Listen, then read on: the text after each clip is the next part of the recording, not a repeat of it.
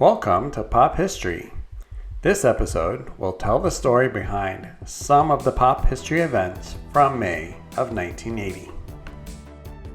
On May 1st, the term yuppie was first used in an article in Chicago Magazine written by Dan Rottenberg.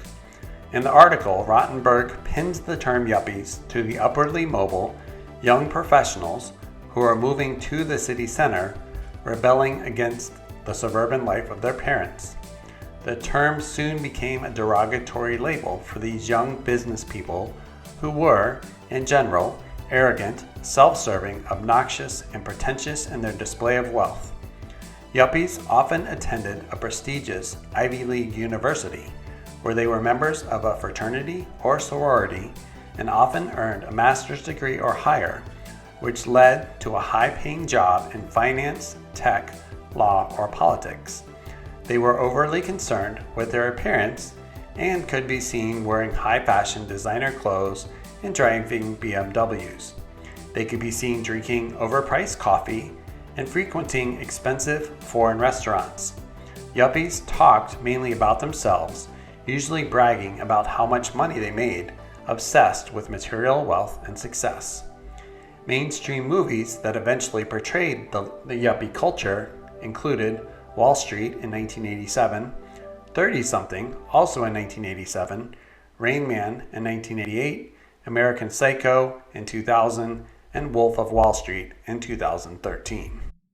On May 9th, 35 people died when a freighter struck one of the support columns of the southbound span of the Sunshine Skyway Bridge, causing it to collapse into Tampa Bay.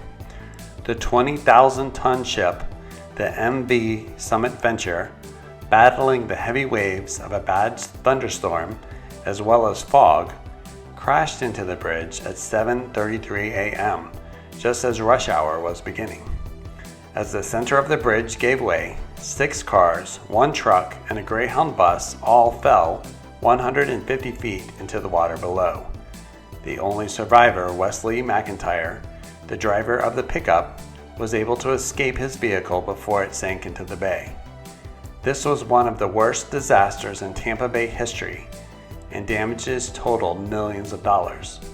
A new, taller Sunshine Skyway Bridge was completed in 1987, and most of the old bridge was demolished.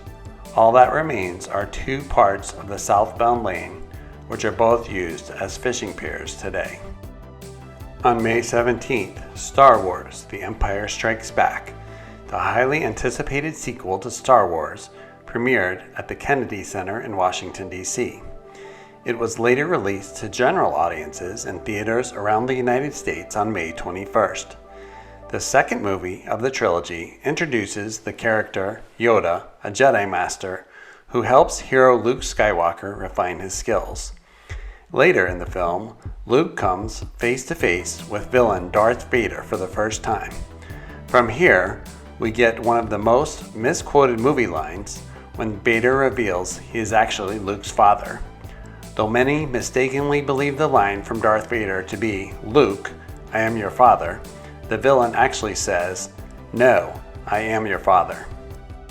On May 18th, early in the morning, just after 8:30 a.m., Mount St. Helens, a volcano located in the southern part of Washington state, erupted.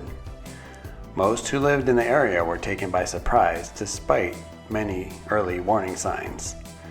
A huge bulge that had formed nearly a month earlier suddenly blew apart, causing a massive rock avalanche with boulders traveling up to 150 miles an hour, destroying everything in their path. The hole in the mountain was followed by a blast of 660-degree magma, killing everything within 200 square miles.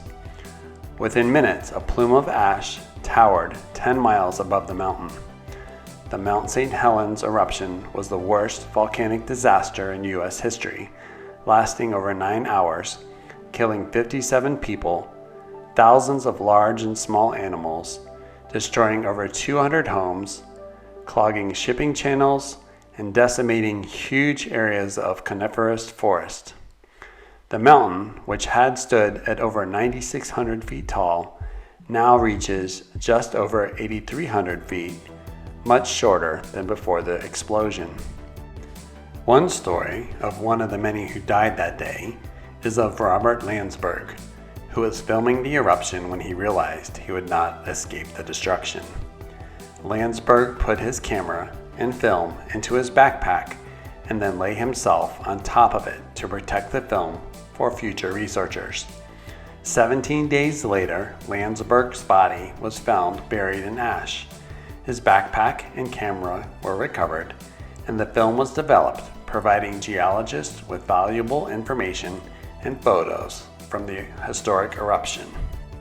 On May 22nd, the popular video game Pac-Man was released in Japan by Namco.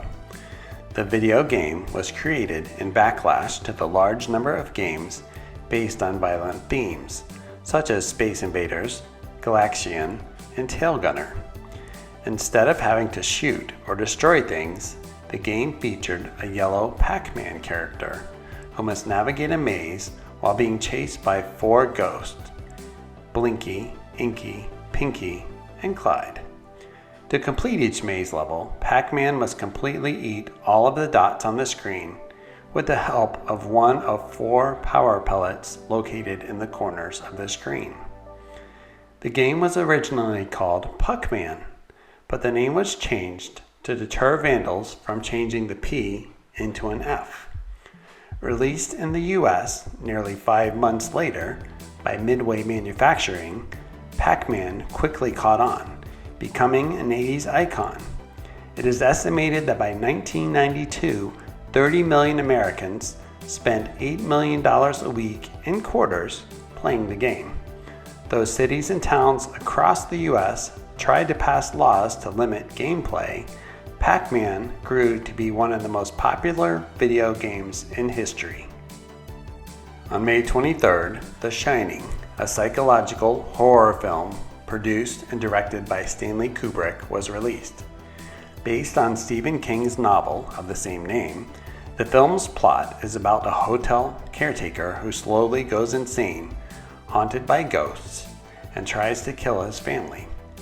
Additionally, some of the other characters, including the caretaker's son, have the gift of telepathy, called The Shining, that they use to talk to each other as well as to ghosts. The Shining initially opened in only 10 theaters in New York City and Los Angeles on Memorial Day weekend, the same weekend as the expanded release of The Empire Strikes Back. It grossed just over $600,000 for the 4-day weekend, the 3rd highest grossing opening weekend. The film's release expanded worldwide during the summer of 1980. Though Stephen King initially did not like the movie, criticizing the film's deviation from the novel, it is now considered to be one of the greatest and most influential horror films ever made. Lines such as "all work and no play makes Jack a dull boy," "Red Rum," and "Here's Johnny" are still considered part of pop culture. In 2018, the film was selected for preservation in the United States National Film Registry by the Library of Congress as being culturally, historically, or aesthetically significant. That wraps up our look at pop history from May 1980. Keep an eye out for our next episode, coming soon, when we will look back at June of that year. For now, thank you for watching and joining us in this stroll through our memories from 1980.